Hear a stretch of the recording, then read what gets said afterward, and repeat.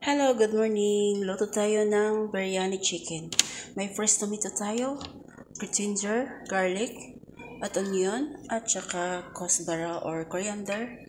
Pinirito ko na tong chicken at saka potato.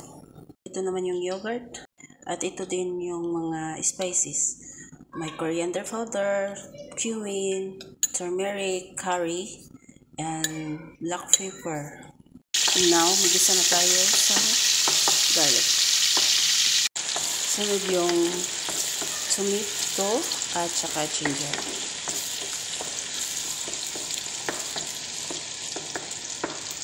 Lagay naman natin yung onion. Hayaan lang natin yan maluto ang tomato bago natin ilagay lahat. Lagay na pala natin tong barat.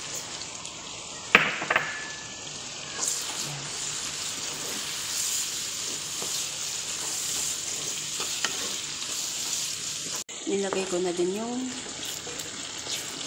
yogurt. Mitos-mitos lang hanggang magiging smooth yung tomato natin bago natin ilagay itong chicken at saka potato. Luto na po yung potato at saka chicken. Kaya wait tayo, magiging smooth ang sauce. Pag ganyan na po ang sauce mo, pwede mo na ilagay yung chicken. Yan, nilagay ko ng chicken at saka potato. Mitas-mitas lang natin. Tapos, lagyan natin ng coriander.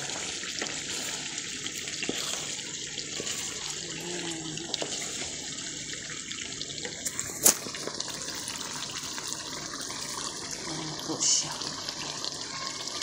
Ganyan lang po gumawa ng biryani.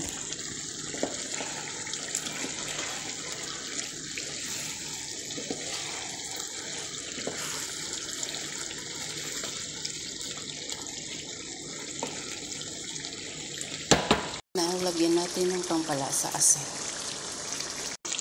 Yan, luto na siya. Wait na lang kayo sa rice para i-ano na natin sa rice. Ihalo. Now, maglagay na tayo ng rice.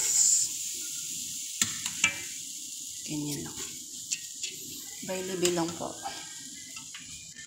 Ayan.